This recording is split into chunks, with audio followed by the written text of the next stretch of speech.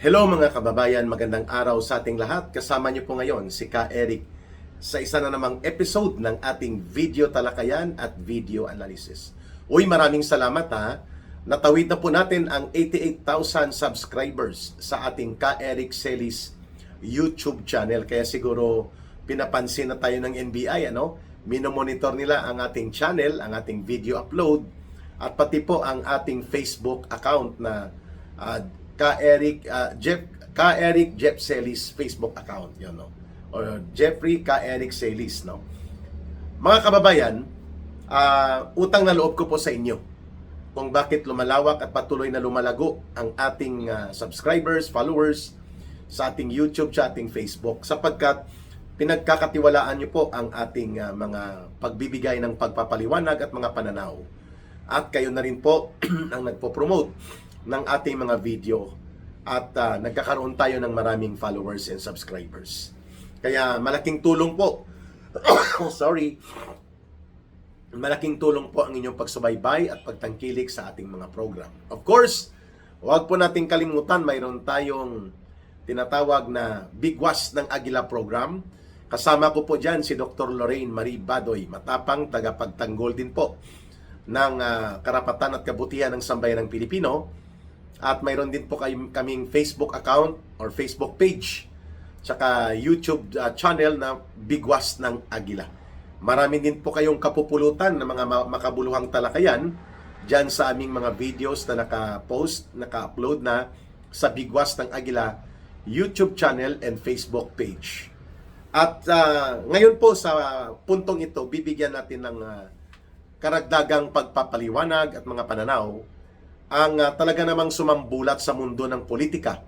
Hindi lamang sa Pilipinas, kundi sa iba't ibang bahagi ng mundo na marami po ang ating mga kababayan na nagtatrabaho at namumuhay na. Yung mga overseas Filipino workers, milyon-milyon sa kanila ay nasa iba't ibang panig at sulok ng mundo. At mga expatriates, yung mga Filipino communities natin na nasa abroad na pero nagmamahal pa rin sa Pilipinas, ay talaga namang sinundan at hindi mapigilan na ulit-ulitin po ang mga nangyaring pahayag kahapon ni Vice President Sara Duterte, kung saan ay kanya na pong tinawid ang tinatawag na the Rubicon of the Political Challenge. Bago pa man dumating ang 2028, alam naman po natin na runaway winner si Sara Duterte at siya ang frontliner sa lahat po ng survey kung ang pag-uusapan ay presidential elections of 2028 at kung ang pag-uusapan ay ang pagtitiwala at ang pagsang-ayon, trust and approval rating, ay talaga namang napakataas niya kung ikukumpara sa lugmok na lugmok at gumagapang sa basura na uri ng mga ratings ni Marcos in the last two cycles of surveys. Negative, puro below zero po ang kanyang nakukuha sa trust and approval rating. Kaya naman ang sinabi na kahapon ni Sara Duterte, ako, si Sara Duterte, ay handa ko nang tanggapin ang panawagan na maging Pangulo ng bansang Pilipinas. Sabi niya, inihahandog niya. Handa siyang i-offer ang kanyang lakas, ang kanyang enerhiya, ang kanyang kaalaman, at ang kanyang buhay para sa bansang Pilipinas upang maibalik ang matuwid at tama na panggobyerno sa prinsipyo ng tapang at malasakit. Palakpakan ang sambayan ng Pilipino, mayoriya ng mamamayang Pilipino inaantay ito. At ito ay napakagandang parehong ginawang strategic and tactical move. Pagsabing strategic po, pang matagalan yan, o medyo mahaba-habang panahon ng mga taktika upang ikaw ay mangibabaw sa isang labanan.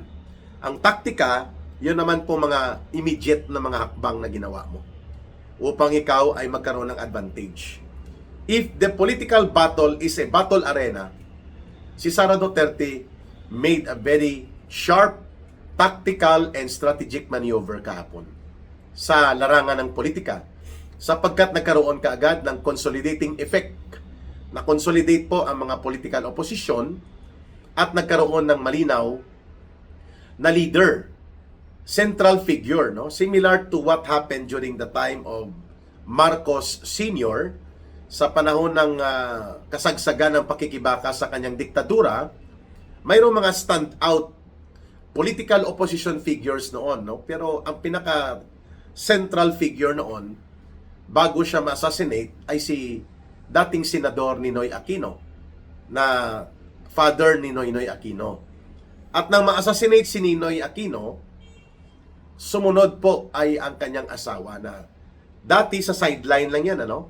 Tinatawag nga yan ni Marcos Sr. na housewife, no? Tagapagtimpla lang yan ng kape ni Ninoy at mga pangbahay na issue lang ang alam niyan.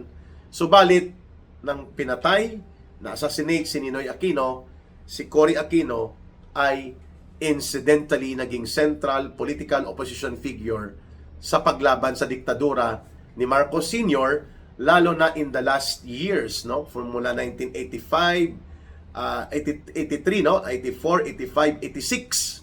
Si Cory Aquino na po ang kinilala na central opposition figure to the Marcos dictatorship. Bagamat marami pang mga personalidad ang mga naging opposition figures din. Yan po ang kahalintulad ng isang Sara Duterte.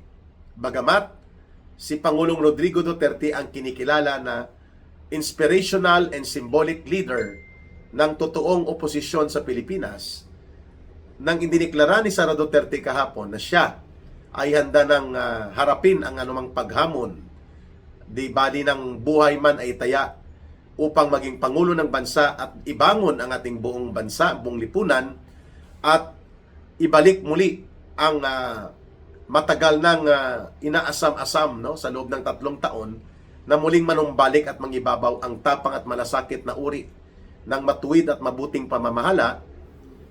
When she declared that she's ready for the presidency before ang 2028 pa, si Sara Duterte na po ang central leading figure ng totoo o ng tunay na political opposition na lumalaban sa mandarambong at nabubulok na gobyerno ni Marcos at Romualdez.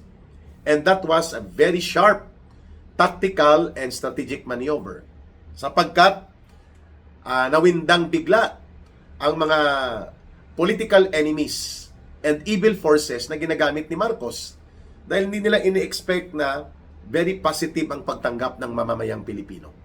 Talaga namang expected yon para sa atin na nakakaunawa ng totoong kalagayan ng politika, na wala na pong ibang pinagkakatiwalaan at tatanggapin at yayakapin ng mamamayang Pilipino na political figure that will stand against Marcos and to become a real alternative na mamumuno at itransforma ang nabubulok na gobyerno na binulok ng todo-todo ni Marcos sa kanilang pagnanakaw at pandarambong ng kanyang pinsan na si Romualdez, kundi ang isang Sara Duterte. So ang anumang mga hakbang ng mga grupo na ito ng hilaw na mga komunista ng Akbayan Group ni Huntibay Rus, na sabi niya mga opposition figure daw sila, hello, sila Dilima, ang yellow and pink zombies nila Pangilinan, at ang mga teroristang komunistang urban operatives ng CPP, NPA, NDF. Hindi po sila mga oposisyon, enablers and beneficiaries po sila. Sila ay nakikinabang at tagapagtaguyod ng bulok, magnanakaw, mandarambong at abusado sa poder at pera ng bayan, na nagwawaldas at nagnanakaw sa kabanang mamamayan na gobyerno ni Marcos. Sila Hontiveros, Dilima, Pangilinan, and their likes, si Boy Tartar, Ronald Lamas, yung mga grupo na yan, sila Trillanes, walang pinagkaiba yan sa layunin at kabalahibo nila na pareho ding mga kontra sa Gansaring Duterte na mga grupo ng CPP, NPA, NDF, lalo na itong Kamatayan Party List group nila sa Kongreso. Sila lahat ay nawindang kahapon, no?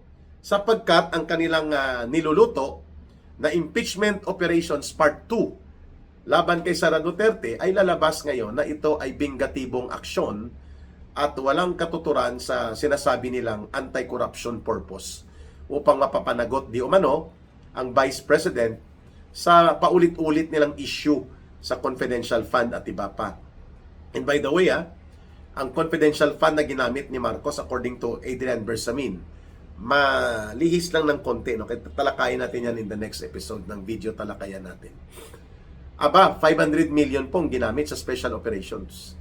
Hindi para sa confidential work, kundi sa dirty political demolition job. Ibinulgar po ito, kasama ito sa Adrian Bersamin files. Bakit nyo hindi ito binubulatlat at binubuksan, no? Samantalang ang inyong issue kay Sara Duterte, kung bakit nyo sabi nyo, papanagutin siya sa kanyang pagwawaldas sa pera sa confidential fund, 3 times, diniklara ng Commission on Audit. Ito yung authority sa pag-audit ng expenditures and utilization of all government and public funds. Unmodified ang findings ng COA. 3 times. Pag sinabing unmodified, ibig sabihin po, walang nakikita na mga negatibo at hindi ka nais-nais at mali na mga pagpapatupad ng expenditures. Be it in the office of the Vice President or be it when she was still si Vice President Sara Duterte pa ang concurrent Department of Education Secretary. So walang batayang material, walang malinaw at katotohanan na inuulit-ulit nila. Sapagkat hindi naman po yun ang issue. Ang issue nila ay kung papaano nila maipapatanggap sa taong bayan, natatanggalin nila ang kapangyarihan at poder na ibinigay ng taong bayan, more than 32 million Filipinos, na nagbigay ng kanilang mandato kay Vice President Sara Duterte. That's the real purpose kung bakit nila gustong gawin muli ang impeachment gimmick nila. Di bali nang ito ay sinipa at binasura na ng Korte Suprema, di bali nang binulgar ito ni Congressman Toby Chanco at iba pang mga kongresista dyan na nakakaalam na ginamitan ito ng 209 billion pesos na panunuho last year nila Martin Tambaloslos sa utos mismo at kunsaba si Marcos siyempre at ang kanyang anak ni si Sandro Marcos. Pero anong pinatunguhan ng 209 billion pesos na ginamit para isuhol sa mga buaya at swapang sa pera ng mga kongresista para lamang pumirma at ipaakyat ang binaluktot at basura nilang impeachment complaint na ultimately ibinasura nga ng Korte Suprema with finality dahil binaluktot ang proseso at dinaya. Di nawaldas lang ang 209 billion pesos na ginamit sa insertions, projects, allocables, which are all, or rather, which were all corrupted. No? Kinurakot yun. Isa pa yan sa sisingilin natin, no? Sa mga pumirma dyan sa baluktot at basura na impeachment complaint versus Sara Duterte. Ngayon, uulitin na naman nila ulit. Pero this time, inunahan sila ni Sara Duterte. Sapagkat tinanggap ng taong bayan that indeed, the better alternative, or the best alternative rather, to Marcos Jr. sa pagkalugmok ng ating gobyerno, sa pagkabulok ng lipunan ngayon, dahil sa kaliwat kanang pangdarambong at pangungurakot at walang direksyon na matino at maayos na gobyerno na pinabayaan na ang pagkalugmok ng ekonomiya, ang pagdarahop at miserableng buhay ng milyong-milyong Pilipino at ang inaatupag ay ang maruming laro sa politika laban sa mga Duterte. It is no magic why the declaration of Sara Duterte kahapon ay talaga namang niyakap ng sambayan ng Pilipino, ng todo-todo. Kaya anumang hakbang sa impeachment sa House of Representatives, lalabas na ito'y bingatibong hakbang, maniobrang marumi para pigilan ang pag-usbong ng isang bago at talaga namang tunay na alternatibo na Pangulo at leader ng bansa na si Sara Duterte. So wala na silang pwede pang idahilan.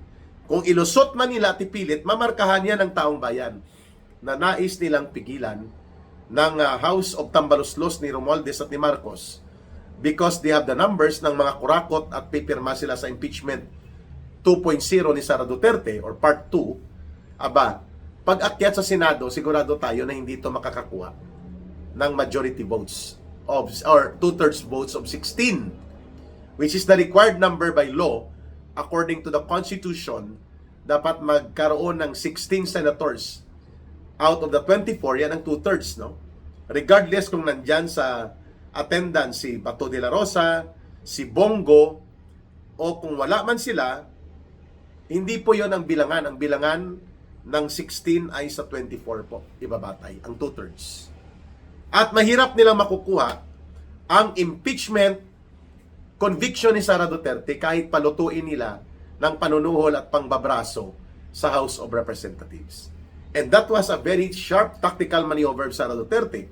Babantayan ngayon ng taong bayan ang impeachment not because they believe on the so-called grounds of abuse of public fund ni Sara Duterte, but rather, babantayan nila kung itutulak at ipipilit ba ang impeachment mechanism para tanggalan ng totoong kapangyarihan ng mamamayan na ang kanilang kagustuhan ay si Sara Duterte ang magiging Pangulo na dapat pumalit kay Marcos Jr.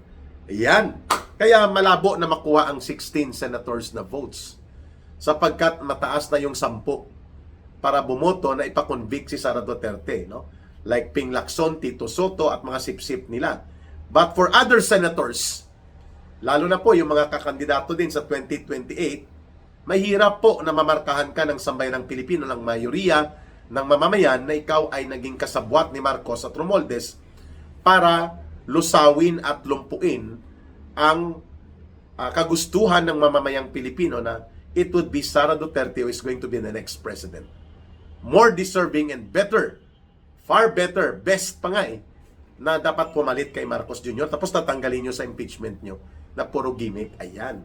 That was a very sharp, tactical and strategic maneuver on the part of Sara Duterte. And second, nagiging malakas po ang pag-develop at paglawak ngayon ng opposition movement laban kay Marcos Jr. at kina Romualdez sapagkat nagkaroon ng central figure sa katauhan po ni Sara Duterte. And so therefore, there will be a rallying figure that will move forward yung kalat-kalat na mga alyansa na nagkakaroon ng mga secondary issues. But with Sara Duterte coming out as the central figure right now of the legitimate political opposition movement, mas lalong lalakas at lalawak po ang kilusang oposisyon na maninindigan ang mamamayan laban sa katiwalian ng gobyerno ni Marcos Jr. Kaya, it was indeed a very sharp tactical move on the part of Sara Duterte na i-consolidate niya at patatagin niya ang alyansa bago pa dumating ang electoral period. So, more than a year pa. Third, talaga namang nagkaroon ng matinding psychological effect at talagang nanggagalaiti itong si Antonio Tino, representante po yan ng CPP, NPA, NDF, no? Sa loob ng Kongreso gamit ang Alliance of ACT Teachers Party List na tinatawag kong Alliance of Communist Teachers at ang mga kagrupo nila sa CPP, NPA, NDF at mga kaalyado nila ng mga hilaw na komunistang Akbayan Group ni Ontiveros at sila Dilima, windang na windang sila sa paglutang bigla ng isang Sara Duterte where she drew the line. Ako ay handa ng harapin ang lahat ng pagsubok kahit pa buhay ko ay buwis ko upang ating abutin ang pagbangon at pagbawi sa ating bansa sa pamamagitan ng pagbubuo muli ng tama at totoo matuwid na panggobyerno na nakasandig sa prinsipyo ng tapang at malasakit. Wow, very sharp. It is a very clear call that the Rodrigo Duterte legacy of strong rule of law and strong law enforcement and strong political will na gobyerno na pinapangalagaan at pinoprotektahan, isinusulong ang kabutihan ng mamamayang Pilipino, lalo na ng ordinaryong mamamayan, yan po ang tapang na tama. Hindi kasabwat ng mga oligarkong gahaman at magnanakaw sa pundo at kabanang at sa kayamanan ng bayan, kagaya ng mga politiko din na kurakot. Ang tapang at malasakit ay gobyernong lumalaban sa mga oligarkong ganid at gahaman na nagpapabansot sa ating ekonomiya dahil sila lang nakikinabang sa kayamanan ng buong bansa. Hindi po kasabwat ang gobyernong may tapang at malasakit sa pangungurakot. Bagkos, nilalabanan nito ang pangungurakot. At ang mga mandarambong ay pinaparusahan at sila ay pinapanagot sa batas. Ang mga terorista, komunistang terorista, kriminal, at mga organisadong mga sindikato ay dapat dudurugin. Yan po ang tapang at malasakit. Ang malasakit ay hindi po yon ang programa ni Bongo sa mga ospital. Iba po to malasakit, ibig sabihin po priority ang agenda ng mamamayan sa kabutihan nila. Hindi po kung ano ang kagustuhan ng mga politiko na gahaman sa pera at kapangyarihan. Kaya ang tapang at malasakit po ay brand and principles of a strong political leadership that the government must be para ang taong bayan po ay yumakap muli at magtiwala sa gobyerno. And that was the declaration of Sara Duterte. Tapang at malasakit na ikinayanig naman po ng mga konektado sa krimen, korupsyon, terorismo, at ano pang mga uri ng mga gawain na nagwawasak ng ating bayan. Maraming salamat at naging matatag ang loob ni Vice President Sara Duterte upang harapin po ang mga paghamon na ito. Marami pa po ang susunod nito at babantayan natin sapagkat marami pa ang mga mangyayari sa mundo ng politika bagamat ni-rearrange bigla ng declaration ni Vice President Sara Duterte ang panibagong linyahan ng mga puwersang politikal including ang business groups nagbabantay ngayon sapagkat without the sindikato operations ng COMELEC, there is no chance for any Marcos candidate or any allies of Marcos to defeat a Sara Duterte for president na hindi mapipigilan. Yan ang mangyayari talaga, mga kababayan. Kaabang-abang ito at nabubuo muli ang panibagong daloy ng kasaysayan hindi lamang sa politika kundi sa buong lipunan ng sambayanang Pilipino. Maraming salamat sa pagtangkilik at pagsuporta ninyo kay Ka Eric at sa nagtatanong sa ating People's Advocacy Center na Bangon Sambayanan. Pwede po kayong magsuporta sa GCash line na ginagamit natin for advocacy movement and campaign sa Bangon Sambayanan People's Movement. Ang numero po ay 0916-308-7710. Uulitin po ni Ka Eric, 0916-308-7710. GCash line kay Rohilda Celis kay Langging po, mga kababayan. Mahalin natin ang bansang Pilipinas. Walang ibang magmamahal nito kundi tayo ning mga Pilipino. Para sa Diyos at sa Pilipinas nating mahal. May God bless everyone and may Allah will be with those who are Muslim brothers and sisters. Maraming salamat. Bye for now. Ito po si Ka Eric. Mabuhay!